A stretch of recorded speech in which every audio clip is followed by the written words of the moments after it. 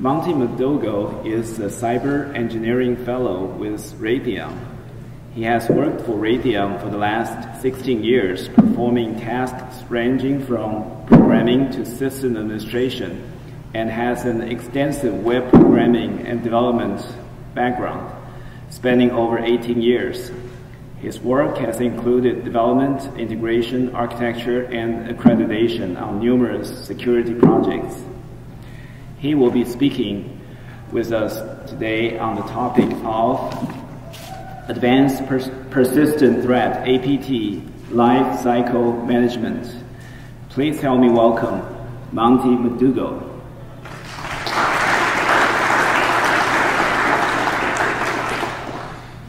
Okay, today's talk is going to be about the advanced persistent threat and what I like to call the advanced persistent threat life cycle. Before I get started really with the life cycle, I'd kind of like to describe a basic advanced persistent threat attack. This is the technique that's commonly used by a lot of the malicious actors that target defense contractors like where I work, as well as government agencies. Most of them use a pretty similar method of attack in exfil, and so I'd like to kind of describe the attacks in the life cycle. So typically what happens is the APT will target end users within the application. Commonly they send a malicious attachment or URL out to internal users of your organization. Once the user actually clicks and visits the website or opens the infected attachment, then software is downloaded to the user's machine. It sets up a command and control channel out to the internet, and will allow the attackers to reverse a shell over a non-standard port to allow them access back into your organization. So that's kind of the upfront basics of the attack process. On the backside, really things start within our organizations when we start detecting it and monitoring these attacks. So there's lots of sensors inside of most corporate networks that enable us to look for these types of attacks. We have our basic network probes looking for things like DNS, HTTP, net flow analysis in more advanced organizations. We also have user logs from workstations, logs from proxy servers, and even the browser history. And all that ends up being data that we can use to help detect these attacks. Once the C2 sets up its beaconing and starts connecting out to the outside organization, that's when it really starts leaving a large trail that our SOC operations can do something about. Looking for those camouflage C2 connections outbound of our networks, looking for DNS queries, invalid ports and protocols, looking for large or unusual software transfers. Once that starts happening on the network, typically most SOCs will get some sort of alert, which allows them to detect the event and start their cleanup process. Kind of on the tier 2 side of a SOC operation, usually, in my terminology, tier 1 is pretty much everything up to the detection and the SOC operations, and then tier 2 is really the cleanup operations. The analysts will investigate those alerts. They'll raise a security incident if there's a problem. A remediation team will go out, inspect, clean up those types of attacks. If it's an advanced attack and it's successful, usually it will be taken through a detailed forensic analysis or malware analysis to generate new indicators of compromise, so basically signatures that you can look for future types of attacks. The most advanced SOC operations will also do what we call threat fusion or threat intelligence. They'll be looking for additional information on those attackers, trying to understand who they're attacking, why they're attacking, how they're attacking, helping to generate new signatures, doing open source intelligence collection to get in front of the threat so that you can move from a reactive state to a proactive state. And we'll talk a little bit more about that as we kind of go through the life cycle. But that's kind of an overview of the typical attack life cycle. So I've kind of broken this presentation into two mission flows. I think it's important to note that these mission flows overlap. It's not a singular, they don't follow directly on each other, they actually overlap. So I presented it kind of in what the APT is doing throughout their phases of the attack, as well as what the defensive operations are doing. Again, because both operations are going on at the same time, you will have different actors doing different things, both from an offensive side and a defensive side. So I'd like to talk about what the attackers are doing and what we as defenders should be doing to counter the attackers' operations. And then at the same time, I'll talk about what defenders do and what the attackers actually are doing to try to thwart the things that we're doing as well. So kind of my mission flow that I've laid out here for the attackers starts with the recon phase. This is really where they're setting up their infrastructure to attack the organizations. The attack phase where they actually conduct the attack. The infection phase where they've actually successfully completed an attack. Command and control, once they've established their outbound connections to their external organizations and they ride those channels back in. The internal pivot and escalation phase, where they're escalating their attack foothold inside the organization. They're digging in deeper. They're getting more credentials and getting more access into your organizations. The data prep and exfil stage, where they are going through your network, trying to identify all the things inside your network that are of interest, putting them all together in a nice package and preparing to ship them out to their home base. And then kind of the last phase for the attackers is doing the analysis on the data and improving their tradecraft. These advanced attackers are very sophisticated. As in the keynote this morning, you have organizations of 2,000, 2,500 people attacking a lot of these organizations. They spend years of development time building these very sophisticated tool sets. They have massive groups of people that are working to attack a lot of organizations. They have a lot of resources. They're very crafty. They're very, very difficult to keep out of your networks.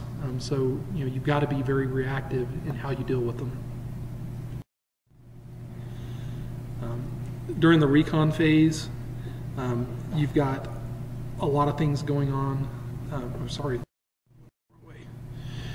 The initial infection and command and control phase of the attacks. This is when the attackers actually come in and get their infestation into your network.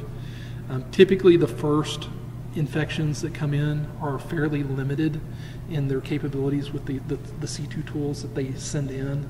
Oftentimes they open just a command shell back to the adversaries. We found over the years that the initial infection, oftentimes the adversaries are actively watching it and they will jump on it nearly in real time. And then use that to ride back in. Once they get into your network, then they establish a C2 foothold using more conventional tools like RDP and things like that. We've also found that a lot of the APTs have what I like to call the A team and the B team. There is one group that is often very focused on getting into your network, and then there's another group that's focused on staying in your network, implanting the tools, and actually doing the data exfil. So you'll sometimes see those teams switch rows dynamically, but that's something that we've seen a lot of in our past intrusions. From a defensive standpoint, the best thing that you can be doing in this phase is trying to disrupt the outbound C2. Either getting in front of the attacks as quickly as you can to get them out of your network, or disrupting the C2 altogether. One of the things that we did inside of our network was we basically put a challenge on all outbound web requests to any site that was uncategorized. So we blocked every outbound web request out of our network. That was pretty effective for quite a while in blocking outbound C2. A lot of organizations are doing that now, and it's good practice, although it doesn't stop the most sophisticated attacks today. Good credential management. Definitely having strong passwords, limiting the admin rights, doing multi-factor where you can is really, really important. But also just good system administration practices like watching your RDP use for unusual logins and unusual patterns of movements between machines is really, really telling if you have the bandwidth to do that type of monitoring. If you can move to a whitelisting model, it's very effective in stopping the installation of new executables. Doing simple things like not letting your servers connect out to the internet is really, really important.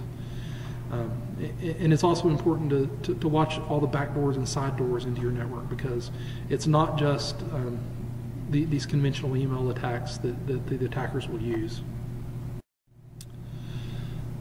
The pivot and escalation phase, again, this is kind of usually handed off to the B team at this point. I like to call these people collection specialists, but they're really primarily focused on spreading out within your organization, maintaining control, and extracting interesting data. Usually these guys are less sophisticated. They use RDP. They don't use a lot of custom tools. They will basically reverse the C2 shell into your organization and use credentials that were gained during the earlier phase to move between hosts. They will pivot around between networks. Sometimes if they get stopped, they'll ask the A team to come back in, and you'll see them go after things like your domain controllers and other things to get credentials to give them further access into your networks. They definitely identify data and systems for exfil. At least when they target organizations such as defense contractors, they often have collection objectives. I mean, it's pretty apparent what they're interested in going after. Similarly, when they go after commercial organizations, it's often about stealing technology. The APTs are not just targeting defense contractors and the government. Really, any organization that has a technology that they're interested in, they'll come in and they'll steal. The biggest example I like to use of that is, there was a paint company a few years ago that had their secret formula for paint compromised, and it started showing up on Chinese automobiles 6 months to 12 months later. That can be a significant cost impact to those organizations. So, I mean, don't think that just because you're not a defense contractor that an organization like an APT is not after you, because they are equal opportunity thieves of intellectual property and technology. Defenders, really the best thing you can do during this phase is making sure that you're managing your credentials well. Watch your admin credentials especially. Watch your RDP sessions inside your network. Watch to make sure that there's not logins at weird times. Early on, we had a lot of success looking for activity occurring outside of business hours. Nowadays, the attackers work our business cycles because it makes it harder for us to find them. I've got a question. Sure. Can you expand on methodologies of the internal pivot to gain enhanced admin rights? They're typically coming in on credentials that only go so far because of their defenses. Yeah. So can you expand on pivot methodologies? Sure. Usually what we've seen the attackers do is once they get into an initial account, they will install keyloggers on systems. They will do network sniffing. If they happen to get on a box that has an admin on it, they're pretty effective in getting credentials in that way. Oftentimes they'll go after locally cached credentials. If they can get on, even if they can get on a host that an admin was on previously, they can pull SAM credentials out of memory a lot of times, and they'll do that type of thing. Once they get access to a handful of credentials, particularly if they get an admin credential, they typically go straight after the domain controllers. Once they do that, they'll dump the entire password database, and then they'll take it offline and try to hack it. Even when people use two-factor authentication, a lot of times the really sophisticated attackers will go after the session IDs for logged in Windows session and basically hijack your Windows sessions and things like that. They'll do things like trying to spoof your web connections to get access to web resources. We've seen them go after home users on their home networks and do the same thing with our users that work from home, including admin users. We've seen a lot of really sophisticated things over the years.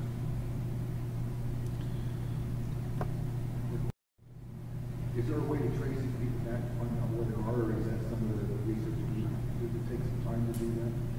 It does, and I'll talk a little bit more about that in the defensive phase, because that's really been a lot of value that we've gotten over the years in doing the backside analysis on this stuff, and I'll talk about that in the defensive phases. Data prep and exfil. The attackers like to collect data and move it to a single host quite commonly for exfil. They'll collect from a lot of different places, but they'll store it on one host as they're putting it together. They like to put it into encrypted archive files. They used to use RAR quite extensively. They've moved more to kind of doing zip files since it's a little more commonly used. They will transfer it around back to their host externally using FTP, email, and even web to get the stuff out. Oftentimes, they're pretty sophisticated in their actual exfil. It's often not to the same C2 servers that they use for their beaconing, so they'll exfil data out to a completely different node out on the internet. Also, they like to, usually the host that they put their software on when they come into your network will be different from the one that they're collecting all the data on. And then when they go to exfil the data, they will usually move it again and send it out of even a third or fourth host to make it much more difficult for you to see the exfil in addition to what they were doing is they were coming in and they were pivoting around in your network. They're pretty sophisticated in their cleanup operations as well. The best operators in this space will clean up after themselves with secure delete utilities and other things and make it really hard to tell what they've done.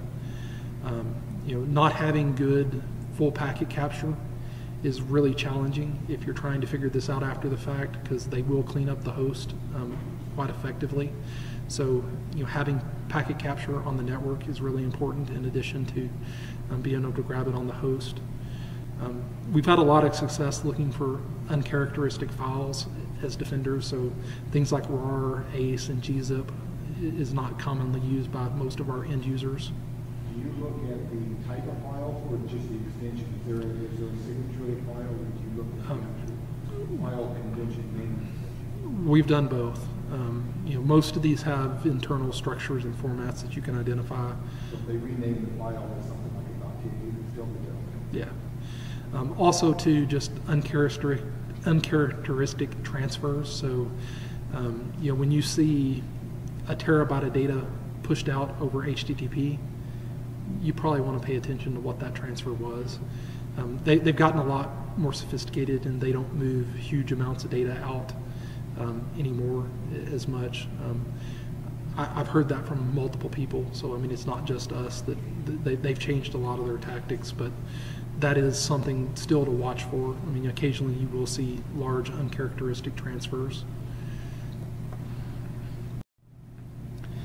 And then kind of the last phase for the attackers, improving their tradecraft and data analysis. They send the stuff back to their home base. They will analyze what they extract out of your networks. If they find something that is interesting, they'll likely come back in and do more digging, looking for more information on the things that they found are interesting. They're very good about managing their infestations into your network. If your defensive teams get too good at killing their C2s that they've set up in your network, they will come back in and reinfect you. So we've definitely seen, if they get 10 infections into your network, you kill 5 of them, they come back in and dig in and establish another 5. So there's a bit of a strategy. As you find them, you may not want to out them all at once. You may want to hit them, in one fell swoop to take them out versus hitting them kind of piecemeal. If they completely lose access to your network, they just start over at the beginning. Only when they start back over, they've got a lot more intel on your network. So they're quite persistent. I mean, that's why they are called the persistent threat. Some people argue the advanced, although some of these groups are very advanced. Some of them are less so, but all of them are persistent, and they will keep coming back over and over and over. And it's a numbers game. Eventually they will get in.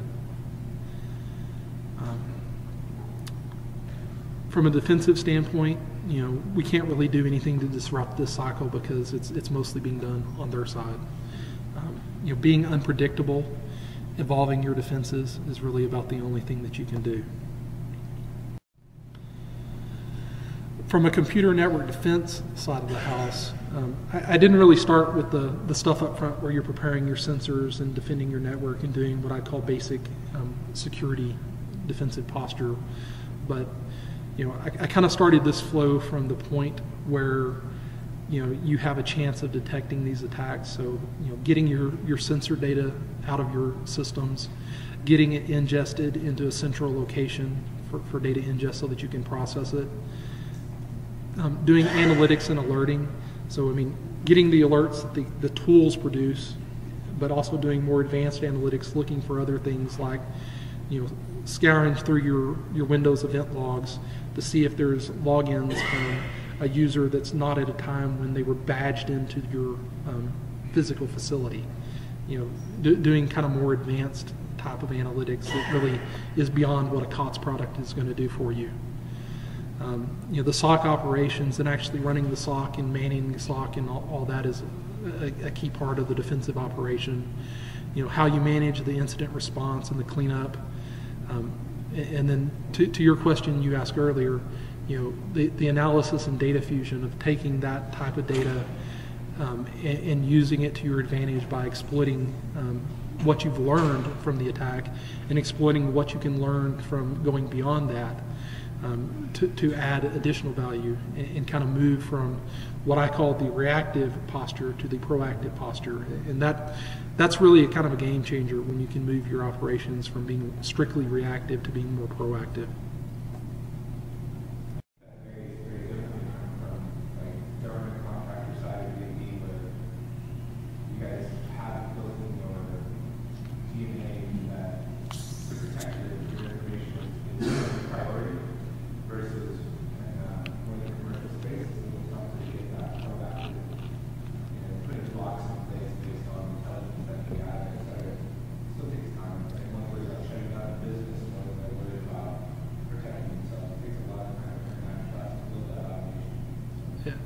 Absolutely, and I will say that it took us a long time to evolve to the state that we're at today, and a lot of that is getting your management to buy in.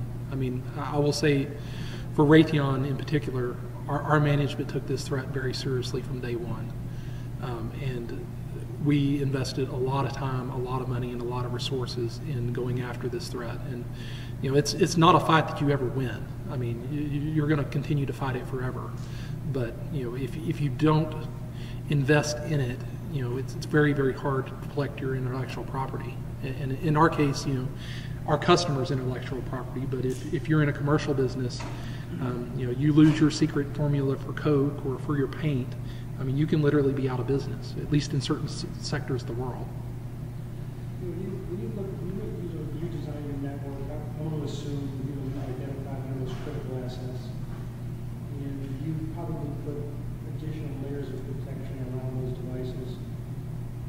Maybe it's network segmentation or whatever you've done. Do you find APTs finding their way into those layers of your network, or you're able to really provide some secure space? I think you can. Your question was, how do you build your internal defenses? Are you finding them all? Are they getting everywhere, or are you able to compartmentalize where they just haven't been able to get to? Yeah, I would say we've been successful and unsuccessful both in securing some of those assets over the years. There's another presentation that I've given actually in this forum last year, and you can Google it if you Google my name and Google Castle Warrior. It kind of talks about some of the things that you can do to internally compartmentalize your networks, and it kind of takes. It's pretty similar actually to the talk that the gentleman from the FBI gave, but trying to move your assets that you care most about into certain places in your networks, and then preparing your defenses around those. It's really hard to defend an enterprise of 60,000 users because there's always going to be that 10% that clicks things. But if you have your assets that you care about most in places where you can watch them more diligently, you will be more successful. And it's easier to defend your crown jewels if you know what they are and you can identify them. Getting to that state is a bit of a challenge. I mean, it's not something that happens overnight unless you designed your network from that state, from day one. And different organizations have been more successful or less successful in doing that over the years that I've seen. Just one other question. So, so if it's a large enterprise network, and I'm sure you're scanning your networks regularly for vulnerabilities and things like that. Do you see that activity, adding value to this whole process? I mean, are they exploiting vulnerabilities on your network that you might normally would have picked up through scanning and remediation? Is that part of your strategy? Yeah, I mean, we approach it holistically. We go after certainly the servers and the hardening. We have standards for hardening our systems, and we do proactive scanning on a very frequent basis. You don't bring major systems online inside of our network without going through that process as well. But most of the time, the APT is going after your end users. They don't tend to go after your servers as much. Now, once they get inside your network, they may go after those servers if there's data on them that they want.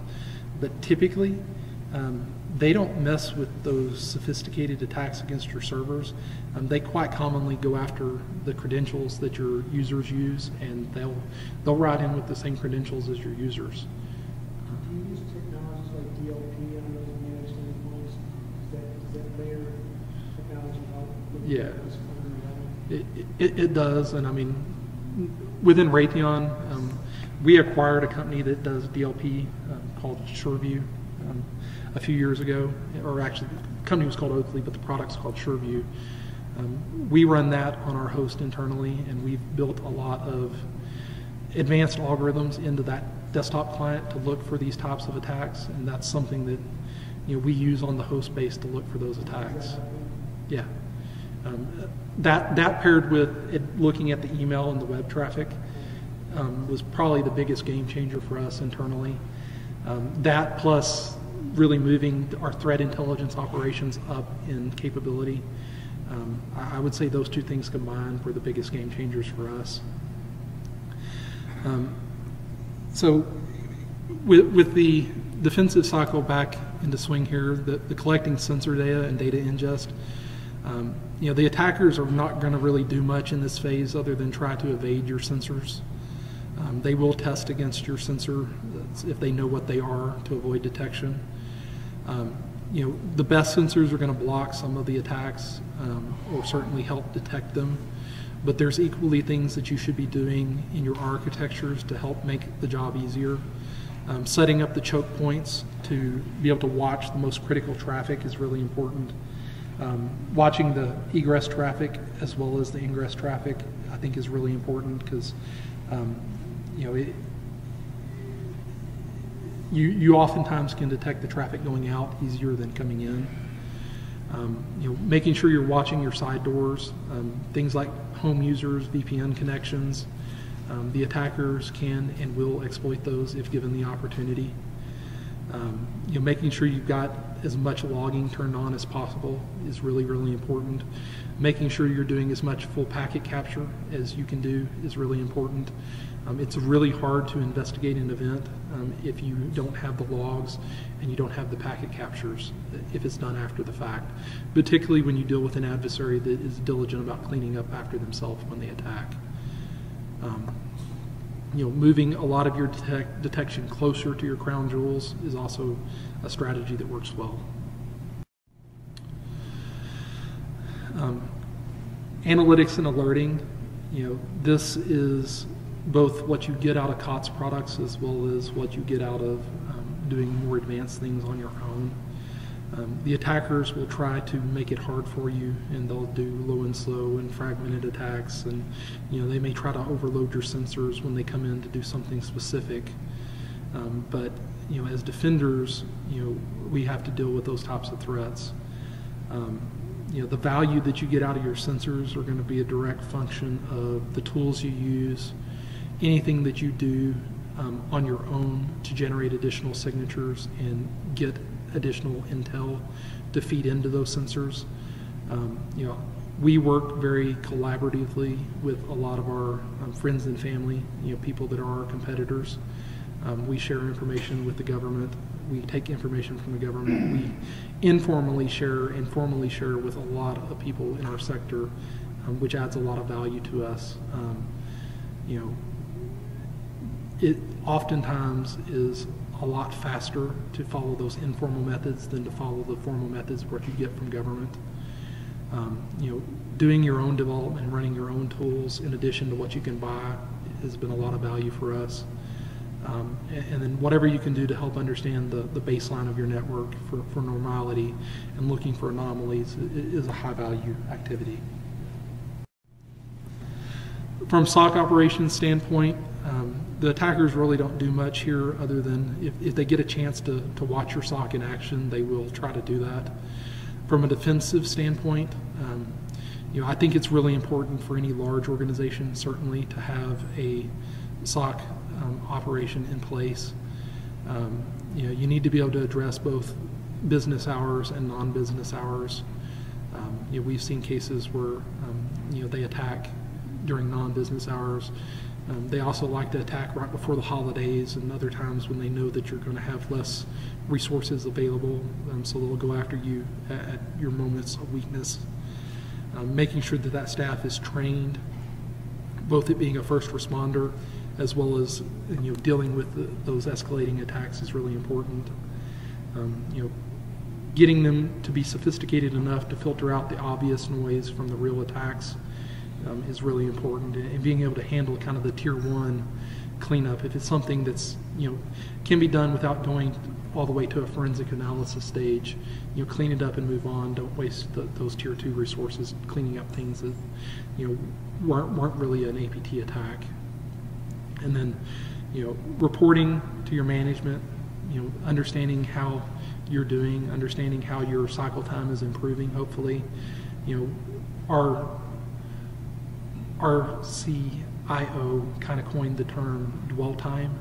A lot of people have started kind of using that, but it's a measure of how long they're in our network before we detect them, and then also we measure whether they're effective in getting out of the network as part of that as well. So can they get into our network, how long are they there before we get them out, and were they successful in actually making an outbound C2? Really, really important metrics. If you're not measuring that type of stuff, that's something to consider. Analysis and data fusion. Again, mostly it's a defensive function in this part of the life cycle. APTs are getting more sophisticated in trying to evade some of this type of things. Really, analysis of the attacks that are going against you and extracting things like C2 domains, extracting signatures, doing analysis of what changes the tools make on your system are really important. If you can do active threat intelligence against your attackers using open source intelligence, that's really important. Doing things like figuring out which C2 domains the attackers are using. Has that same attacker registered other domains?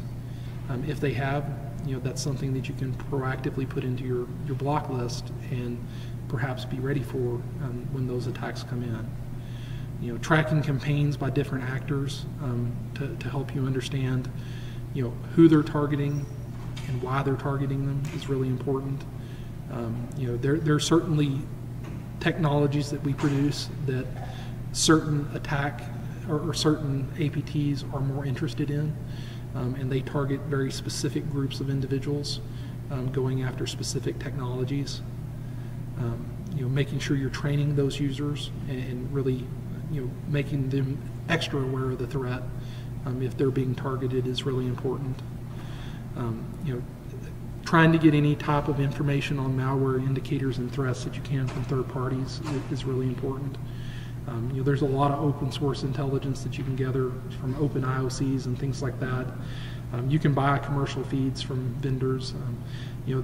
Most of them are pretty much the same, but they all add a lot of value. And then what you can get from your friends and family is really, really important as well as the stuff that you produce internally. And I'd say kind of on the backside too, one of the things you have to decide early on is figuring out what information you're going to take from third parties and what information you're going to share with third parties. Because you may not want to put a block in based on something that some third party has seen, but you may. Improving the tradecraft from a defensive standpoint is really trying to understand the root causes of some of the things that you're seeing from the attackers.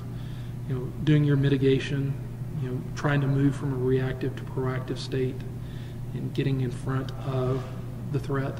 Anything that you can do to alert you before an attack or block an attack before it's successful is really important. I would say we're probably one of the best organizations in the world in doing that. Just over the years, there's a couple government agencies that we've seen that I'd say maybe do it better than us, but I'd certainly say that that's one thing that our SOC has done very, very well. And as you can evolve to that, it's really, really important and valuable to defend your network. Driving dwell time to 0 is a go.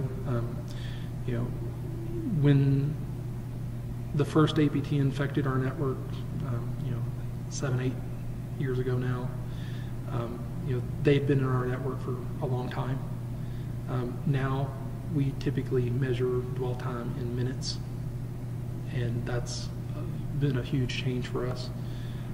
Oftentimes it's 0 because they don't get the outbound C2 because of our threat intelligence functions. We often block the C2 outbound, so even if they get a successful attack in, usually the C2 is blocked. Making sure you're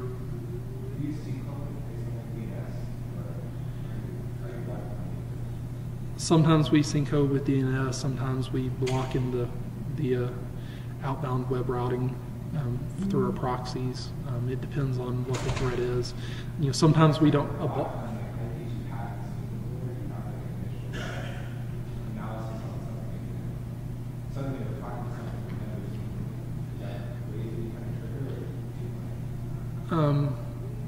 That's hard to do when you're an organization as big as ours. If you're a smaller organization, that might be more easily done. We do pay attention to new things, but it's hard for us to just block everything. So we typically only block based on the intel functions that we performed. But if you could whitelist only the people that you interact with, that would be a very effective strategy. It doesn't defend against the scenarios where the attackers compromise someone you do business with to get access to you, and they will do that. So your third parties that you trust, any trust relationships that you have, if the attackers identify that, they will leverage that to get into your networks. Keeping your intel up to date on the attackers and the threats and what they're targeting is really important. Making sure that you're evolving your defenses, because the attackers are evolving. The threat is definitely not static, so your defenses had better not be as well, because they are very adaptive. These are quite cagey and crafty individuals based on our workings with them over the years, and they are very adaptive. I would say a lot of these organizations have a lot more resources than any organization that they're targeting. When you start seeing numbers of 2,500 people coming after you, I mean, even in a big company like Raytheon, that's a pretty impressive number to be throwing at a company our size. And that's pretty much it. So I'm happy to field any questions that anyone has. Sir. Talking about data exfiltration, and you made a comment basically to the effect that there's a moving man approach to getting data out of the network typically. Have you been your experience are you aware of any situations where an attacker was able to effectively make use of more of a style methodology of moving data out of the network effectively with a very low rate of detection or very long basically where they were able to effectively do it without being caught necessarily at the time of doing that? Yeah, I mean, hosts, small amounts of data. And there are certainly attackers that have used techniques like using smaller transfers over time and not trying to move as much data. There are at least some of the attacker groups that are very, very fast in their operations as well. So, I mean, sometimes they hide by moving small amounts of data. Other times, from the time of initial infection, if they have good intel on your network, they can hit your network, be in your network, go after what they want, and be out sometimes in 5 minutes. You know, if you're dealing with those types of attackers, it's really hard to defend against that. I mean, we've seen that with some of our customers, where attackers had good intel on what they wanted to go after, and they were in and out, you know, really before the defense had a chance. In particular, things like going after domain controllers. When the A team steps onto the field and they are coming with good intel and they know what they want, they can move in, hit your network, and be out really quick. When it's just the collection specialists that are out just perusing through your network looking for information to exfil, they'll spend a lot more time and usually extract a lot more data. You see a lot of these dwellers, the people that are actually, are they probing your network, or are they, you know, setting it up for future attacks, or are they just looking for information that can download? From the people that I've talked to that have watched a lot of these guys, they will do the probing inside your network, but a lot of times they've been in the network long enough that they have a pretty good idea of what's in the network. So if they've been in your network for very long, they've already done that. Not to say that it doesn't change over time, and they might not do it some more over time, but a lot of these guys probably have as much information on what your networks look like as your admins do, potentially. Unless you're very dynamic and changing.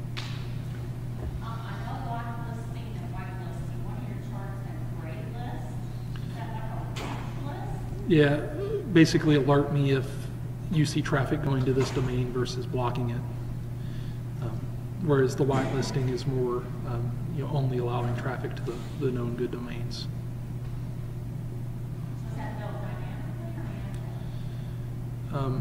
Some organizations do both. A lot of organizations will gray list things in an automated way, but they will blacklist things in a manual way. You have to be really careful when you block things. You don't necessarily want to do that in all cases in an automated way, but some organizations are more tolerant of setting an alert in an automated way. So you can do it, you know, whatever your tolerance is for looking at the alerts. Do your users have administrative rights on their machines, or is that like policy or not? Different organizations that I've seen do it different ways. I would say some of the organizations that I've seen that don't give any admin rights to users have a pretty strong ability to defend. You know, when you're working in an organization that has a lot of engineers, it's very hard to completely deny administrative rights. But there are credential management systems that you can put in place that let users check out admin credentials for short periods of time and then put them back. So you can use those types of techniques to manage that. Other organizations have stood up dedicated networks where anything that requires admin rights, like development, things like that, is only done on selective host. So, you know, if you can separate the admin rights from the users, from the systems that users have access to the email and the web on, that's a pretty effective mitigation strategy. Yes, sir. I've got a two-part question. On your SIM, on your egress, for destination, are you using any type of IP reputation analysis, and if so, do you find it effective? I honestly don't know the answer for that question within Raytheon. I'm not really part of the team that manages the SOC and the SIM on a daily basis, but you know, we certainly use reputation for outbound web traffic limiting. I don't know that I've seen anybody doing that with the SIM outbound, but it's certainly you could do. It's just really a matter of whether you can tolerate the false positives. But you know, it's all whether you have the staff to process it and watch the logs.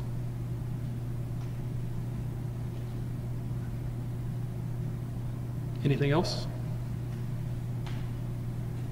Yes, sir. Do you think it would be an effective strategy, since there's so many different ways that they're exfiltrating the data out, taking it out through the void account, maybe like putting an application layer control on everything that's outbound, and lock it down so that you can analyze that type of data as it's going out? I think if you can watch the data that goes out, that's a very effective technique. You know, we pay a lot of attention to outbound traffic because of that. You know, where you can monitor that and watch it, it's quite effective. I mean, there's a lot of holes, like, you know, protocols that go out through your firewalls that are natural channels for egress. I mean, VoIP is one example. You know, HTTPS. I mean, almost any organization allows HTTPS out unless you're breaking that connection and doing full analysis of that traffic. You know, it's a seeping hole. You know, we use our SureView agent actually to watch that traffic, because we break it at the host and watch the outbound traffic using our agents that are on the desktop. But you can certainly do it at the web proxy, and some organizations do that. I mean, the FireEye web solution, unless they've changed something in the last few weeks, it doesn't actually do HTTPS, and that's one of the challenges that I think with that solution. They do a good job of watching HTTP out, but they don't watch HTTPS out. So, you know, that's a natural hole that you've got to watch. Yes, sir. You mentioned the key points of packet capture. What sort of history do you keep, and how do you manage that volume? I've seen different people do it in different ways. I mean, I would say for the most part, you catch as much as you can afford. If you can keep it for 30 days, I would keep 30 days. If you can only do 2 weeks based on your traffic volumes, keep 2 weeks. But you know, anything that you can do and store and maintain and process adds value, because it's really difficult to, you know, recreate these events without access to the content that actually went out. So, you know, I mean, store as much as you can. I mean, it's kind of a hard answer.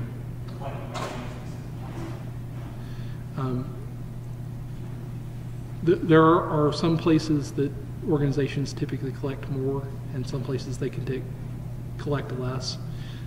You know, I would say if you've got your crown jewels in a place that you can monitor and capture everything, do that. If you've got other traffic that is high probability of being bad, capture as much of that as you can. So I think there are different strategies depending on how your network setup is and where your data is that you want to watch. So it really is, it's not I wouldn't say it's a one-size-fit-all answer. It really depends on how you've set up your network and how you partitioned your data. But if you can watch less and capture all the traffic in a smaller space, that's a good strategy. Anything else? Well, thank you all very much.